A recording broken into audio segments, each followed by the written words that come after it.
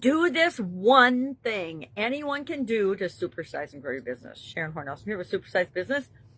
And I bet you're wondering, what the heck is this one thing? And how can I make a bold statement by saying anyone can do it to help grow and build and supersize your business? Well, because based on decades of experience and working with thousands and thousands of different business owners and businesses, I have learned and seen how this plays out. This one thing is foundational to our success as human beings, our success as business owners. And that is to keep your promises to yourself.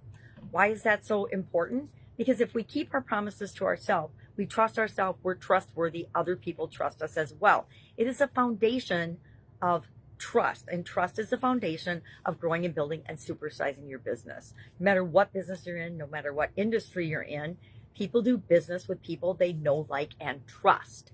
And trust probably comes first in that. And the only way to have people trust you is to first trust yourself. How do you do that? By keeping your promises to yourself, by keeping your word to yourself, by doing what you say you're going to do, by under promising and over delivering. No one ever gets mad if you give them more than what they're expecting, but they do get mad if you don't give them what they're expecting. So we want to make sure that we're clear on what our expectations are on either side of the table. We also want to make sure that we're over delivering, not under delivering, that we're under promising, and meaning we're not saying we can do anything.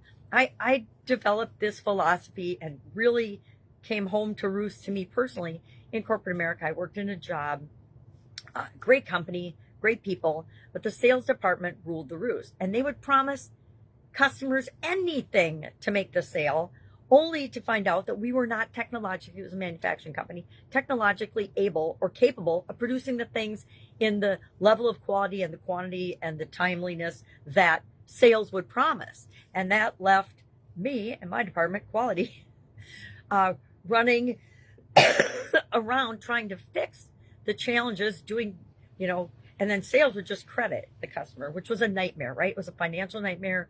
It was a credibility nightmare. And it got us in a lot of trouble because we were all in the same company. So we would overpromise things that we were not able to deliver no matter how much we tried, right? And we were on the leading edge of manufacturing in that industry, but we still were not magicians and still aren't. And I learned early on that it's super frustrating to deal with angry customers because someone in your organization promised things that were just not possible.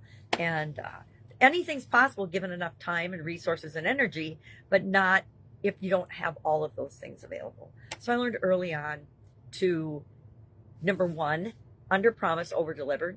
Always keep promises to myself. Always do what I say I'm going to do. And when I say always, to the best of my ability. Are there times that as a human being we all fail? Absolutely. But for the most part, I think it's important and critical that we keep our promises to ourselves so that we know we can trust ourselves and trust our word, and everybody else does too. You don't even have to say trust me or believe me, because people already know that you're trustworthy based on your behavior and the example that you set. And if you have a whole organization of people that are doing that in a world that's really messed up in some ways right now, you stand out like a beacon of light and hope in your industry. The other thing that you can do is follow up and follow through. Do it again. That's another, do what you say you're going to do. It's not rocket scientist stuff. It is treating people the way you want to be treated and trusting yourself. They trust you, and everything works smoothly. Well, for the most part, right? All right. Love to know if you have the same philosophy in your organization or the organization you're a part of. Share in the comments below. You don't have to name any names, but it's fun to learn from one another and learn from our experience. Like I said, I'm not saying who I worked for back then, but it was a company that I learned some big, big lessons in. All right. Have a great day. If I can help you, you may ask. Otherwise, I'll be with you tomorrow. Bye. Go grow your business.